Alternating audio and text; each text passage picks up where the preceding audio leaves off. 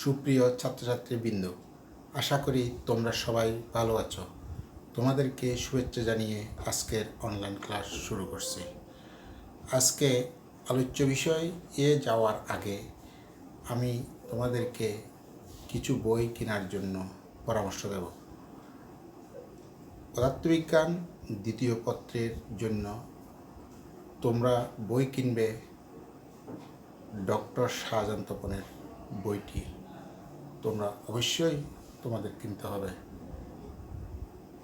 Reference বই হিসেবে যদি পারো তাইলে কিনবে ডক্টর আমির হোসেন, ডক্টর তবাজ্জল হোসেন, মোহাম্মদ গোলাম হোসেন প্রামাণিক, ডক্টর এম আলী আসগর ও প্রফেসর ATM শামসুর রহমান।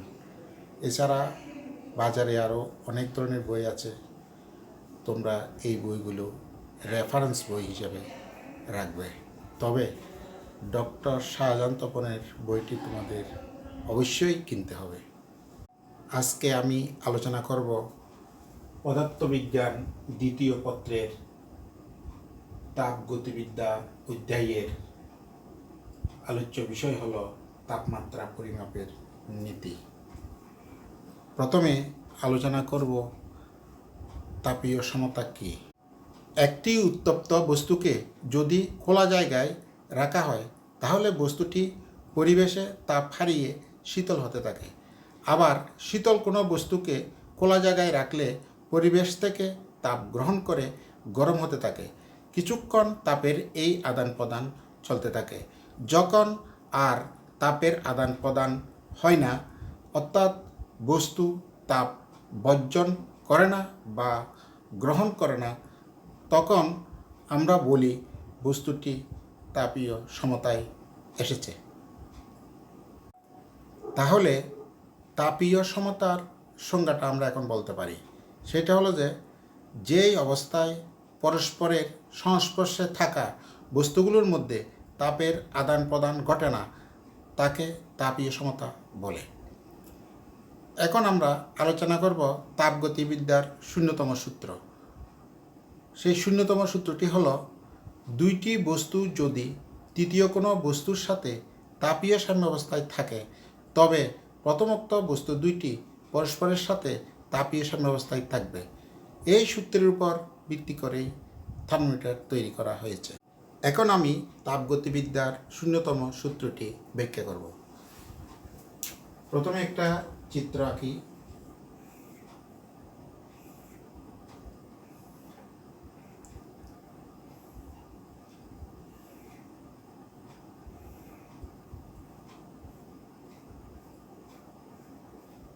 এটার নাম দিলাম পি, এটা হলো কিউ, এটা হলো আর। মনে করি পি ও কিউ দুইটি বস্তু একটি উপরিবাহী দেওয়াল দ্বারা পৃথক অবস্থায় তৃতীয় একটা বস্তু আর এর সংস্পর্শে আছে। কিছুক্ষণ পর দেখা যাবে পি কিউ বস্তুটি তৃতীয় বস্তু আর এর সাথে একই তাপীয় সাম্যাবস্থায় আসবে। এখন উপরিবাহী দেওয়ালটিকে সরিয়ে নিলে দেখা যাবে পি ও কিউ বস্তু দুইটি তাপমাত্রা একই হয়। এর থেকে বোঝা যায় যে উপরিবাহী দেওয়ালটি সরিয়ে নেওয়ার পূর্বে পি ও কিউ বস্তুদ্বয়ের তাপমাত্রা একই ছিল। এই উদাহরণ হতে আমরা তাপগতিবিদ্যার শূন্যতম সূত্রটি প্রমাণ করতে পারি। এখন আমি আলোচনা করব পদার্থের উষ্ণতামিতির ধর্ম নিয়ে। উষ্ণতামিতির ধর্ম কাকে বলে? উষ্ণতার পরিবর্তনে পদার্থের যে বিশেষ বিশেষ ধর্ম নিয়মিতভাবে পরিবর্তিত হয় এবং যে ধর্মের পরিবর্তন লক্ষ্য করে সহজ ও সূক্ষ্মভাবে উষ্ণতা নির্ণয় করা যায় তাকেই উষ্ণতামিতি ধর্ম বলে। যেমন উষ্ণতা বৃদ্ধিতে কঠিন, তরল ও গ্যাসীয় পদার্থের আয়তন বাড়ে, পরিবাহীর রোধ বৃদ্ধি পায়, অর্ধপরিবাহীর রোধ কমে ইত্যাদি। পদার্থের এই জাতীয় বিশেষ বিশেষ ধর্ম লক্ষ্য করে উষ্ণতা নির্ণয় করা যায়। এখন আমি আলোচনা করব উষ্ণতামিতি পদার্থ নিয়ে। উষ্ণতামিতি পদার্থ কাকে বলে? যে সকল পদার্থের উষ্ণতামিতির ধর্ম ব্যবহার করে থার্মোমিটার তৈরি করা হয় তাদেরকে উষ্ণতামিতি পদার্থ বলে। যেমন পারদ থার্মোমিটার, রোদ থার্মোমিটার, গ্যাস থার্মোমিটার প্রভৃতি। পারদ থার্মোমিটারের ক্ষেত্রে পারদ হলো উষ্ণতামিতিক পদার্থ, আর উষ্ণতার বৃদ্ধির ফলে পারদ যে আয়তনে বৃদ্ধি পায় তথা দৈর্ঘ্য বৃদ্ধি পায় সেটা হলো উষ্ণতামিতিক ধর্ম। এবং রোদ থার্মোমিটারের ক্ষেত্রে পদার্থের যে রোদ সেই পদার্থটা হলো উষ্ণতামিতিক পদার্থ, আর তাপমাত্রা বৃদ্ধিতে যে রোদ বৃদ্ধি পাচ্ছে সেটা হলো উষ্ণতামিতিক ধর্ম। এবং তদ্রূপ গ্যাস থার্মোমিটারের ক্ষেত্রে গ্যাসটা হলো উষ্ণতামিতিক পদার্থ, আর তাপমাত্রা বৃদ্ধিতে গ্যাসের যে আয়তন বৃদ্ধি পায় সেটা হলো উষ্ণতামিতিক ধর্ম। এখন আমি আলোচনা করব দুইটি স্থির বিন্দু ব্যবহার করে তাপমাত্রার স্কেল কীভাবে নির্ধারণ করা যায়। দুইটি স্থির বিন্দু বলতে একটা হলো নিম্ন স্থির বিন্দু অথবা বরফ বিন্দু, যেটাকে ইংরেজিতে বলা হয় আইস পয়েন্ট। আরেকটা স্থির বিন্দু হলো ঊর্ধ্ব স্থির বিন্দু, যেটাকে ইংরেজিতে বলা হয় স্টিম পয়েন্ট। প্রথমে আমি নিম্ন স্থির বিন্দু কি নিয়ে আলোচনা করি। যে তাপমাত্রায় প্রমাণ চাপে বিশুদ্ধ বরফ গলতে শুরু করে তাকে নিম্নস্থির বিন্দু বা বরফ বিন্দু বা আইস পয়েন্ট বলে। ঊর্ধ্বস্থির বিন্দু বা স্টিম পয়েন্ট যে তাপমাত্রায় প্রমাণ চাপে বিশুদ্ধ পানি জলীয় বাষ্পে পরিণত হয় তাকে ঊর্ধ্বস্থির বিন্দু বা স্টিম পয়েন্ট বলে। আরেকটা জিনিস আমাদের জানা থাকতে হবে, সেটা হলো মৌলিক ব্যবধান কি। ঊর্ধ্বস্থির বিন্দু ও নিম্নস্থির বিন্দুর মধ্যবর্তী তাপমাত্রার ব্যবধানকে মৌলিক ব্যবধান বলে।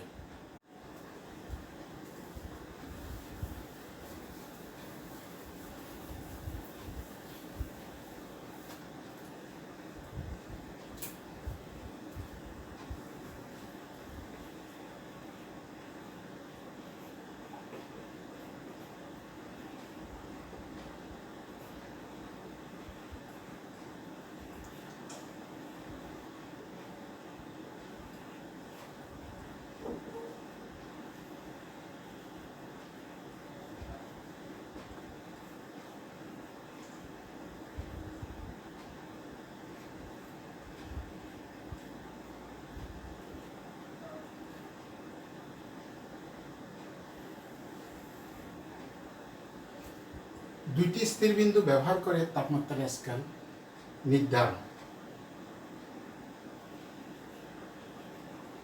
মনে করি বরফ বিন্দু এবং স্টিম বিন্দু যথাক্রমে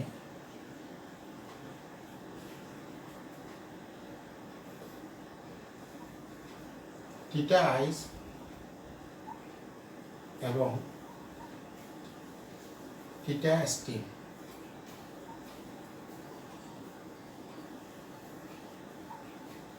এই দুই তাপমাত্রায় তাপমিতিক ধর্ম যথাক্রমে এক্স আইস এবং এক্স স্টিম।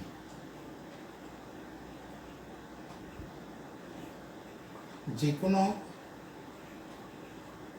একটি তাপমাত্রা থিটাতে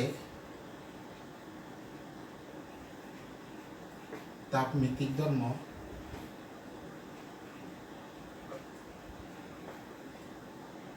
যদি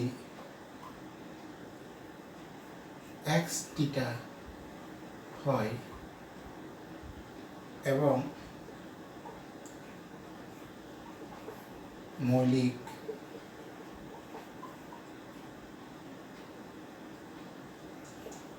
ব্যবধান যদি n হয় তবে থিটা এর মান আমরা এখন যে সমীকরণটি লিখব সেই সমীকরণ হতে আমরা পেতে পারি। সেটা হলো theta minus theta ice theta steam minus theta ice equal to x theta minus x ice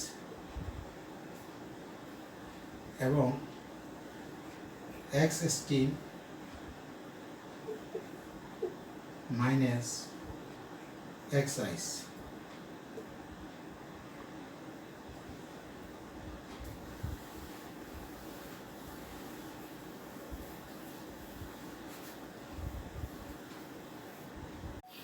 এখন আমি এই সমীকরণটাকে লিখতে পারি theta minus theta ice theta steam minus theta আইস, এটা হলো মৌলিক ব্যবধান। মৌলিক ব্যবধানের সংজ্ঞা থেকে আমরা এটা পাই equal to X theta minus X ice X steam minus X ice. এটাকে আমরা সমীকরণ নাম্বার 1 দিতে পারি।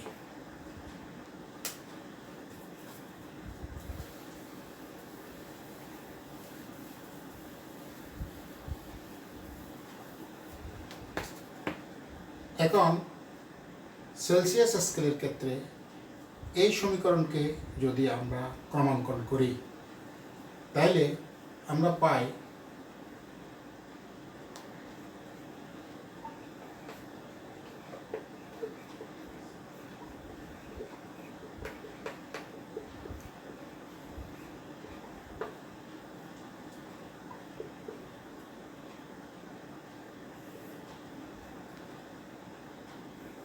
থিটা আইস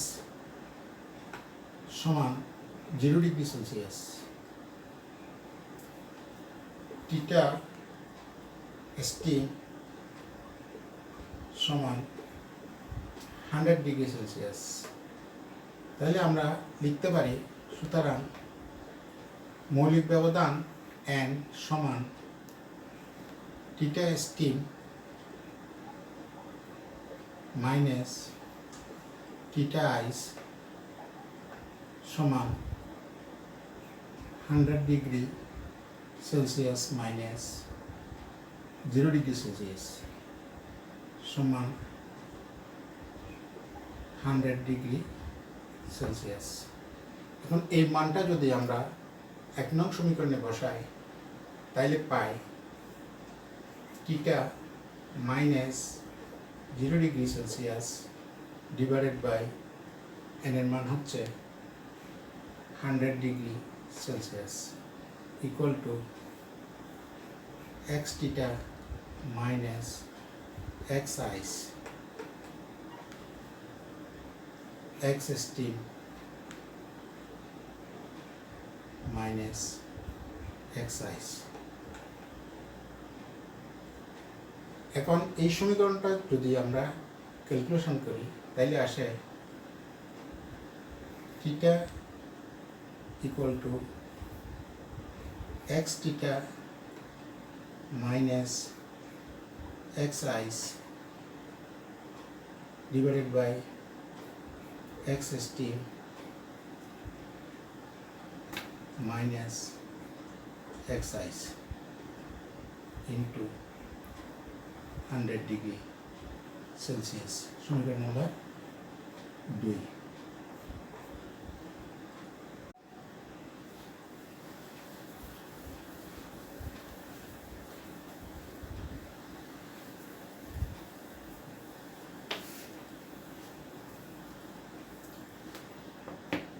এখন এই 2 নম্বর সমীকরণকে যদি আমরা ক্রমাঙ্কন করি তবে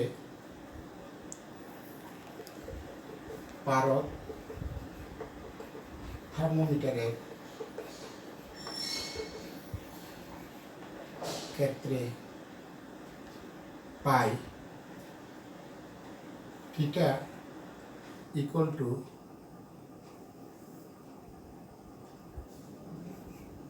L theta minus L naught, L100 minus L naught into 100 degree Celsius। এখন L theta হলো থিটা ডিগ্রি সেন্টিগ্রেড তাপমাত্রায় পারস্তম্ভের দৈর্ঘ্য, আর L naught হলো 0 ডিগ্রি সেন্টিগ্রেড তাপমাত্রায় পারস্তম্ভের দৈর্ঘ্য, আর L100 হলো 100 ডিগ্রি সেলসিয়াস তাপমাত্রায় পারস্তম্ভের দৈর্ঘ্য। এই মানগুলোকে এই সমীকরণে বসালে আমরা পারদ থার্মোমিটারের সাহায্যে সেলসিয়াস স্কেলে তাপমাত্রার মান পাব। এখন স্থির আয়তন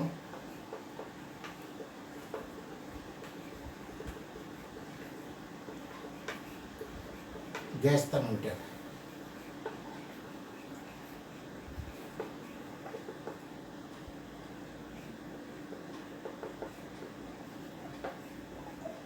স্থিরায়তন গ্যাস থার্মোমিটারের ক্ষেত্রে এই সমীকরণটাকে যদি আমরা ক্রমাঙ্কন করি তাহলে পাই theta G equal to P theta minus P nought P100 minus P0 into 100 degree Celsius। এই পিটিটা হলো স্থির আয়তনে গ্যাসের চাপ, মানে থিটা ডিগ্রি সেলসিয়াস তাপমাত্রায়, আর P0 হলো স্থির আয়তনে 0 ডিগ্রি সেলসিয়াস তাপমাত্রায় গ্যাসের চাপ, আর P100 হলো 100 ডিগ্রি সেলসিয়াস তাপমাত্রায় স্থির আয়তনে গ্যাসের চাপ। এখন যদি স্থির চাপ গ্যাস থার্মোমিটারের ক্ষেত্রে আমরা লিখি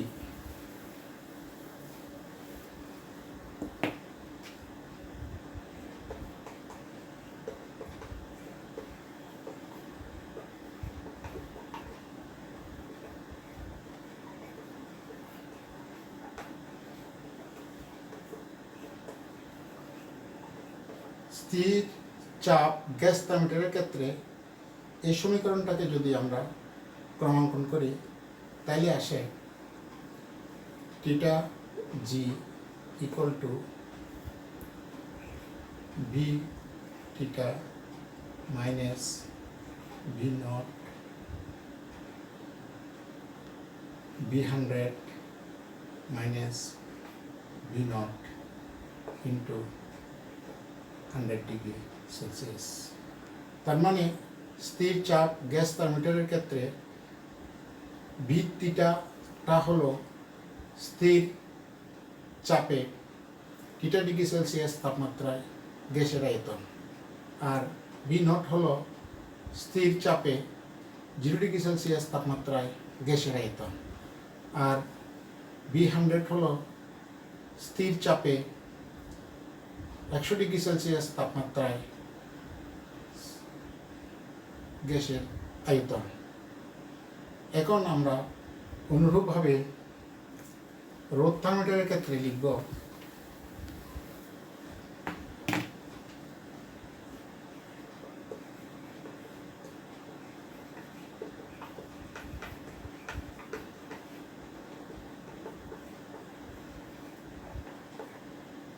রোদ থার্মোমিটারের ক্ষেত্রে এই সমীকরণটাকে যদি আমরা ক্রমাঙ্কন করি তাহলে পাই থিটা আর সমান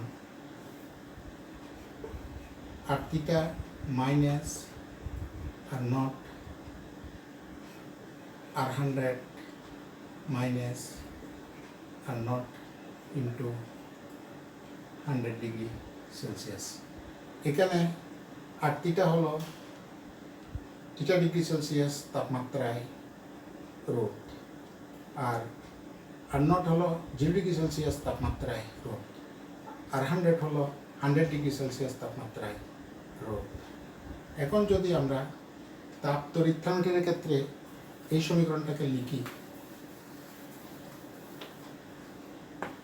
তাহলে পাই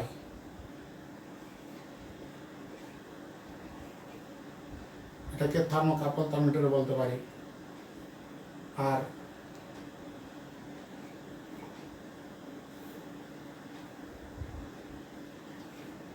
ই theta minus E nought E100 minus E0 into 100 degree Celsius. এখানে এই থিটা হলো থিটা ডিগ্রি সেলসিয়াস তাপমাত্রায় তড়িৎচালক শক্তি, E0 হলো 0 ডিগ্রি সেলসিয়াস তাপমাত্রায় তড়িৎচালক শক্তি, E100 হলো 100 ডিগ্রি সেলসিয়াস তাপমাত্রায় তড়িৎচালক শক্তি। এভাবে আমরা দুইটি স্থির বিন্দু ব্যবহার করে তাপমাত্রার বিভিন্ন স্কেল নির্ধারণ করতে পারি। এগুলো হলো সেলসিয়াস স্কেলের ক্ষেত্রে। এভাবে আমরা ফারেনহাইট স্কেলের ক্ষেত্রেও বের করতে পারি। এখন আমি আলোচনা করব একটি স্থির বিন্দু ব্যবহার করে তাপমাত্রার স্কেল কিভাবে নির্ধারণ করা যায়। এখন যে একটি স্থির বিন্দুর কথা বলা হয়েছে সেই স্থির বিন্দুটি হলো পানির ত্রৈধবিন্দু। প্রথমে আমি আলোচনা করি পানির ত্রৈধবিন্দু কাকে বলে।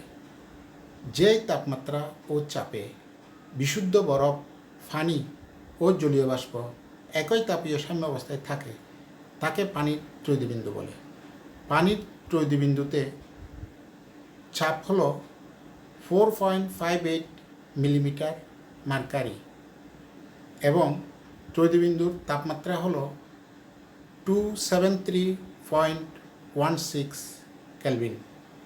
যদি তাপমাত্রা এবং চাপ এর চেয়ে সামান্য একটু বেশ কম হয় তাইলে বরফ পানিতে পরিণত হয়ে যাবে, পানি বরফে পরিণত হয়ে যাবে, অথবা জলীয় বাষ্প পানিতে পরিণত হয়ে যাবে। এখন আমি একটি স্থির বিন্দু ব্যবহার করে কিভাবে তাপমাত্রার স্কেল নির্ধারণ করা যায় সেটা দেখব।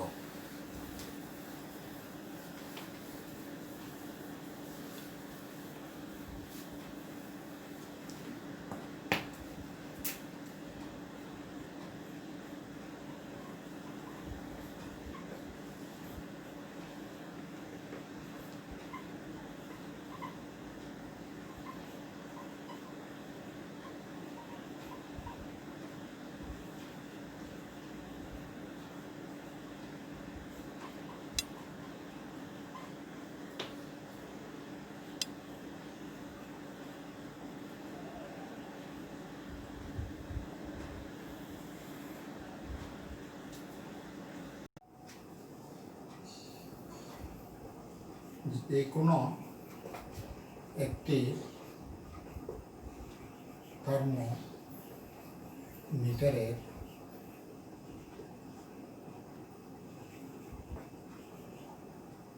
তাপমিতিক ধর্ম এক্স প্রাইম তাপমাত্রা টি প্রাইমের সমানুপাতিক, অর্থাৎ T prime proportional to X prime. এখন যদি ওই থার্মোমিটারের T1 তাপমাত্রায় তাপনীতিক ধর্ম x1 এবং T2 তাপমাত্রায় তাপনীতিক ধর্ম x2 হয়, তবে আমরা লিখতে পারি T1 by T2 equal to x1 by x2। যদি T তাপমাত্রায় তাপনীতিক ধর্ম x এবং পানির ত্রয়োদী বিন্দুতে তাপনীতিক ধর্ম xTR হয়, তাহলে আমরা লিখতে পারি T বাই পানির ত্রয়োদী বিন্দুর তাপমাত্রা 273.16 degree kelvin. 273.16 kelvin equal to x by xTR। ত্রয়োদী বিন্দু ইংরেজি হচ্ছে ট্রিপল পয়েন্ট, সেজন্য ত্রয়োদী বিন্দুতে তাপনীতিক ধর্ম xTR। এখন এটাকে যদি আমরা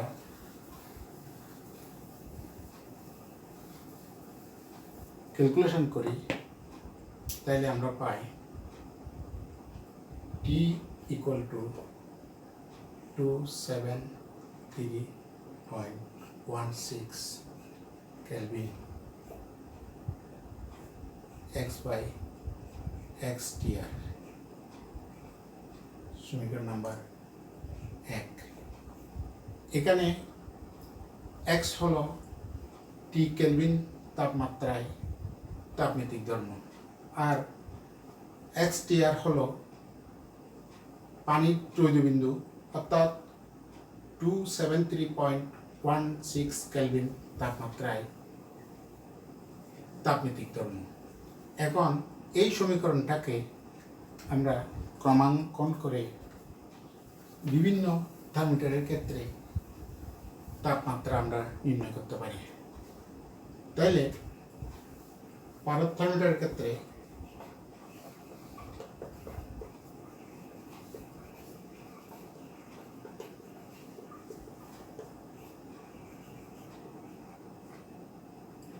T equal to 273.16 Kelvin into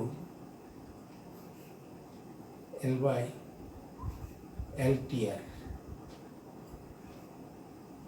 এখানে L হলো T কেলভিন তাপমাত্রায় পারস্তম্ভের দৈর্ঘ্য, আর LTR হলো ত্রয়োদী বিন্দুতে পারস্তম্ভের দৈর্ঘ্য। স্থির আয়তন গ্যাস থার্মোমিটারের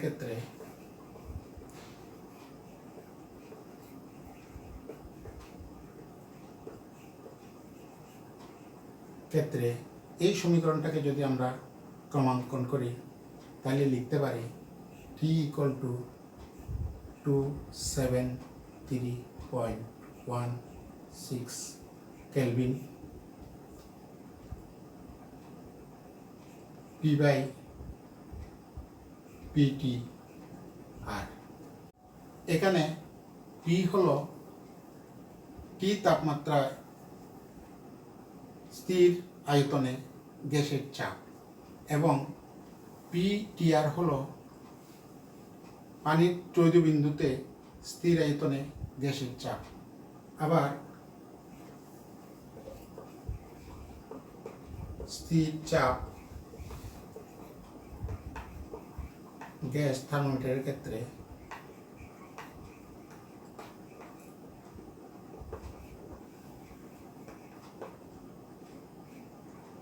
এই সমীকরণটিকে ক্রমাঙ্কন করে পাই 273.16 কেলভিন V বাই BTR। এখানে B হলো T কেলভিন তাপমাত্রায় স্থির চাপে গ্যাসের আয়তন এবং BTR হলো ত্রয়োদী বিন্দুতে স্থির চাপে গ্যাসের আয়তন। রোধ থার্মোমিটারের ক্ষেত্রে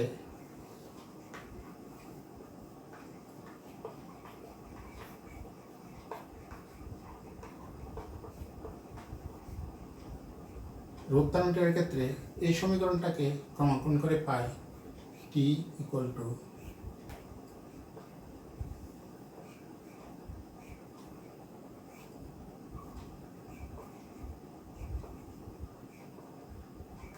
আর বাই আর টি আর। এখানে আর হলো টি কেলভিন তাপমাত্রায় রোধ, আর টি আর হলো 14 বিন্দুতে রোধ। আবার তাপ তড়িৎ থার্মোমিটারের ক্ষেত্রে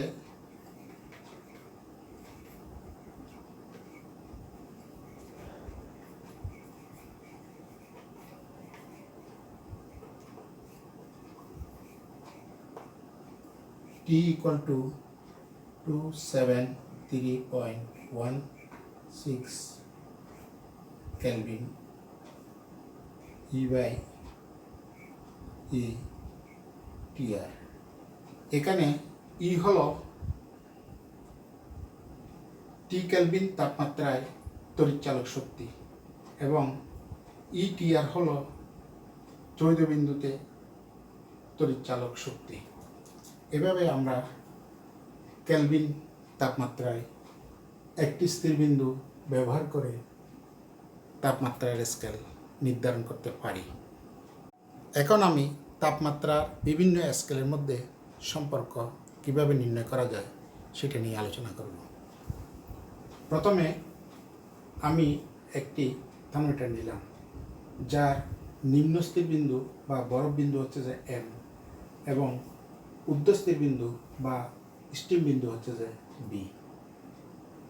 এর পাশে তিনটা থার্মোমিটার নিলাম, একটা হলো সেলসিয়াস, একটা হলো ফারেনহাইট এবং একটা হলো কেলভিন। এই তিনটা থার্মোমিটারের নিম্নস্থির বিন্দু এম দাগের সাথে মিল রাখা হয়েছে এবং ঊর্ধ্বস্থির বিন্দু বি দাগের সাথে মিল করা হয়েছে। আমরা জানি সেলসিয়াস স্কেলের ক্ষেত্রে নিম্ন স্থির বিন্দু হচ্ছে 0 ডিগ্রি সেলসিয়াস এবং ঊর্ধ্বস্থির বিন্দু হচ্ছে 100 ডিগ্রি সেলসিয়াস। ফারেনহাইট স্কেলের ক্ষেত্রে নিম্ন স্থির বিন্দু হচ্ছে 32 ডিগ্রি ফারেনহাইট এবং ঊর্ধ্বস্থির বিন্দু হচ্ছে 212 ডিগ্রি ফারেনহাইট এবং কেলভিন স্কেলের ক্ষেত্রে নিম্নস্থির বিন্দু হলো 273 কেলভিন এবং ঊর্ধ্বস্থির বিন্দু হলো 373 কেলভিন। কোনো এক তাপমাত্রায় এই থার্মোমিটারের পারদ শীর্ষ এস অবস্থানে আছে এবং সেলসিয়াস, ফারেনহাইট এবং কেলভিন স্কেলে যথাক্রমে সি, এফ এবং কে অবস্থানে আছে। তাইলে আমরা লিখতে পারি সকল স্কেলের ক্ষেত্রে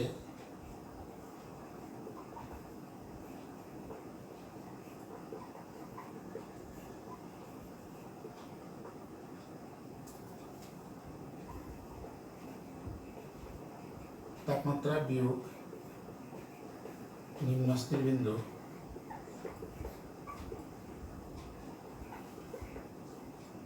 divided by ঊর্ধ্বস্থির বিন্দু বিয়োগ নিম্নস্থির বিন্দু।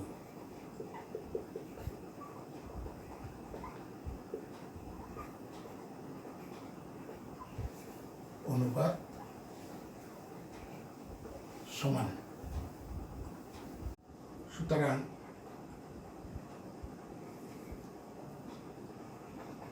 তাপমাত্রা বিয়োগ নিম্নস্থির বিন্দু ডিভাইডেড বাই ঊর্ধ্বস্থির বিন্দু বিয়োগ নিম্নস্থির বিন্দু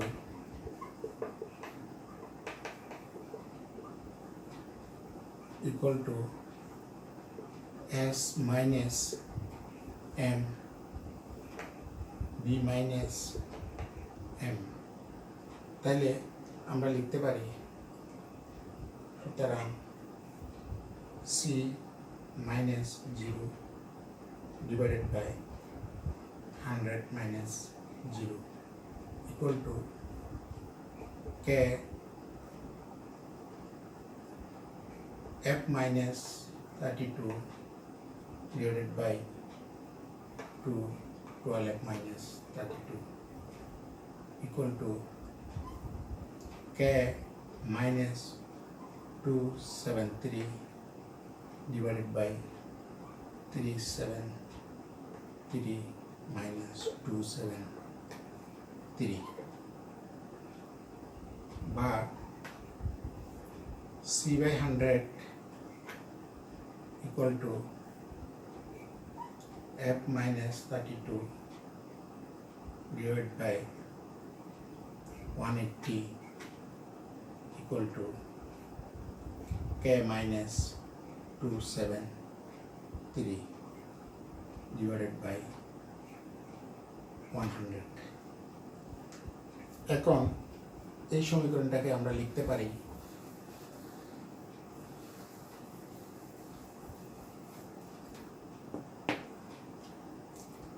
উভয় পক্ষে যদি আমরা 20 দ্বারা গুণ করি তাহলে পাই সুতরাং c by 5 equal to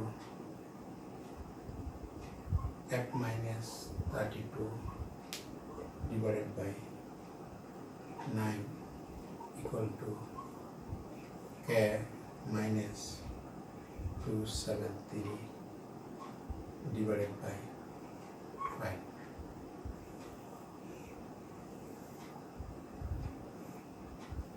এই সমীকরণের সাহায্যে আমরা সেলসিয়াস স্কেল থেকে ফারেনহাইট স্কেলে, ফারেনহাইট স্কেল থেকে কেলভিন স্কেলে কিংবা কেলভিন স্কেল থেকে সেলসিয়াস স্কেলে আমরা যে কোনো তাপমাত্রাকে নিয়ে যেতে পারি। সুপ্রিয় ছাত্রছাত্রীবৃন্দ, তোমাদের সুস্থতা কামনা করে এবং তোমাদেরকে ধন্যবাদ জানিয়ে আজকের অনলাইন ক্লাস এখানে শেষ করলাম।